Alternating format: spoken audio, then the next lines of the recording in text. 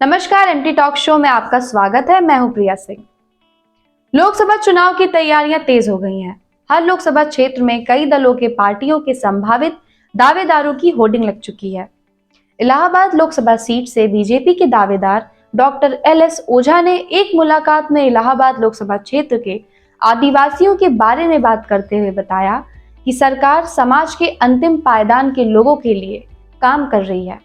आज की तारीख में उनके लाभ के पैसे सीधे खाते में जाते हैं।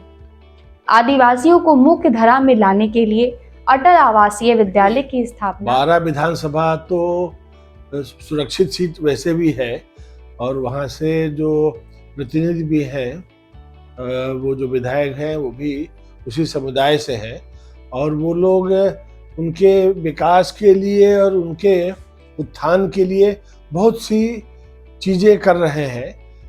अगर शुरुआती दौर से शुरू करिए तो विद्यालय में अटल विद्यालय उन लोगों के खोला गया है।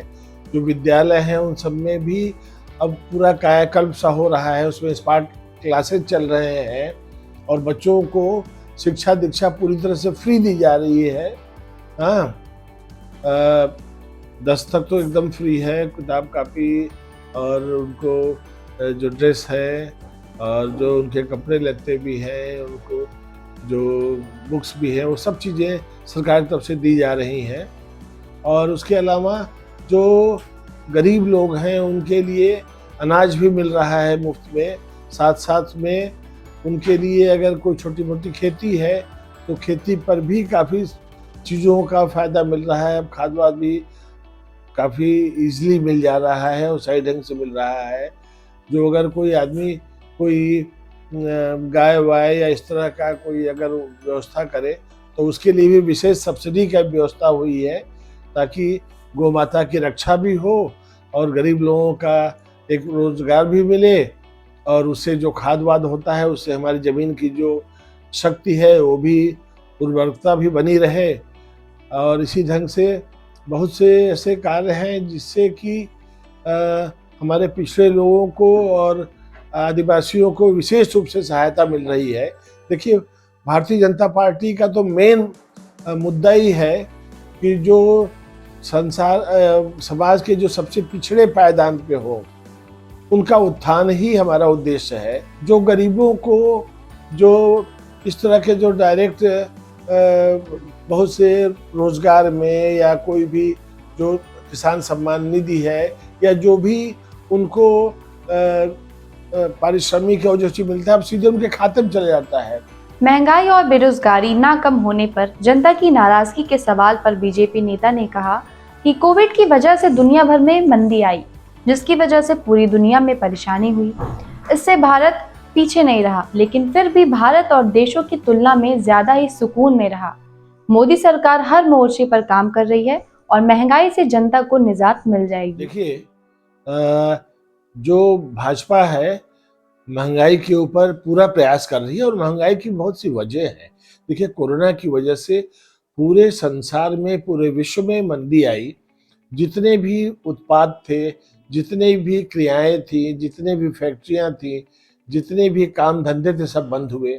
हमारे अगर हम अपने छोटे छोटे श्रमिकों की बात करें तो वो भी अपने काम धंधों को छोड़ करके गाँव में चले आए। तो इसकी वजह से पूरा संसार प्रभावित हुआ। उनके मुकाबले में भारत में उसका प्रभाव कम दिखता है।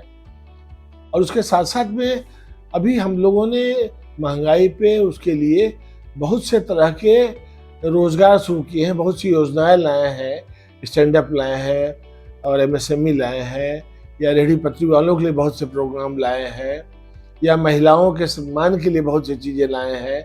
महिलाओं के लिए एक समूह की बहुत सी योजनाएं लाए हैं ताकि जो महिलाएं हमारे घर में भी है वो भी बहुत से काम कर सकती हैं। बैंक की सखी है या और भी छोटी छोटी बहुत से इस तरह की योजनाएं हैं जिसमें आदमी घर में ही बैठे बैठे खाली टाइम में स्वरोजगार शुरू कर सके। लोकल पे वोकल जो है वो इसी का उदाहरण है कि ताकि ज़्यादा से ज़्यादा हम अपनी चीज़ों पर स्वाभिमान भी रखें और उनसे 2 पैसा कमाए भी। तो इस ढंग से इस महंगाई के लिए सरकार पूरी तरह से संकल्प है, प्रयासरत है और जल्दी ही इसका प्रभाव दिखेगा।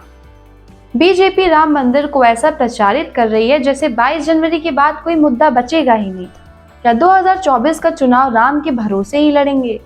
इस सवाल पर डॉक्टर LS ओझा ने कहा कि राम हमारे लिए राजनीति के विषय नहीं है। राम कण कण में विद्यमान है। राम के नाम से हमें ऊर्जा मिलती है। राजनीति विकास के मुद्दे पर होनी है जो मोदी सरकार कर रही है। सुनिए डॉक्टर ओझा ने क्या कहा। राम के नाम पे मोदी सरकार नहीं जीतने जा रही है। मोदी सरकार अपने विकास के कारण जीतने जा रही है।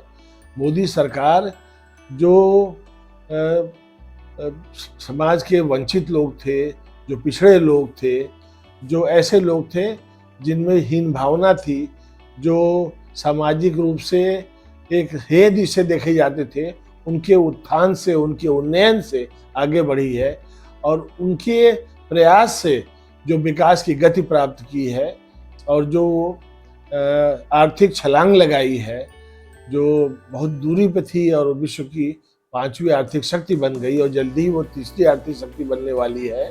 इन वजहों से मोदी सरकार जीतेगी। राम का नाम तो हमेशा अच्छा है और वो हर व्यक्ति को लेना चाहिए, इसलिए कि वो मन में उत्साह पैदा करता है, मन में एक उत्साह पैदा करता है और मन में एक खुशी की भावना पैदा करता है। जीवन के लिए, स्वस्थ रहने के लिए ये आवश्यक चीजें। प्रभु का नाम तो सदैव चित्त को प्रसन्न करने वाला है और ये रामलला के लिए तो हम लोग पिछले 500 वर्षों से कितने परेशान थे, कितनी बलिदानियां दी, कितने लोगों ने कष्ट झेला और आज अगर शुभ दिन ही आया है तो ये हमारा सौभाग्य है कि हम ऐसे दिन के साक्षी बन रहे हैं। ये एक ऐतिहासिक समय है और जो हमारी सांस्कृतिक विरासत थी उसका ये सुप्रभात है। हम ईश्वर से प्रार्थना करते हैं कि रामलला केवल हमारे मन को हर्षित न करें बल्कि हमको ऐसा प्रेरणा दे कि हम सचमुच रामराज की जो परिकल्पना करते थे वो साकार हो और हमारे सामने दृष्टिगत हो। वो हमारे लिए एक वैचारिक भावना न रह करके एक हमारे लिए एक सामने आने वाली सच्चाई हो। चुनाव में बहुत कम दिन बचे हुए हैं और नेता लोग टिकट पाने की दौड़ में हैं। जनता से वादे किए जा रहे हैं। अभी भारतीय जनता पार्टी में इलाहाबाद लोकसभा सीट से बहुत से दावेदार बीजेपी से हैं और वर्तमान सांसद डॉक्टर रीता जोशी जी हैं। ऐसे में टिकट ना पाने वालों को निराश होना तय है, लेकिन डॉक्टर ओझा को भरोसा है जनता की सेवा करने का मौका बीजेपी उनको देगी। देखने वाली बात होगी कि एनडीए से कौन होगा प्रत्याशी। सूत्रों से जानकारी मिली है कि इलाहाबाद लोकसभा सीट पर अपना दल एस की भी दावेदारी है।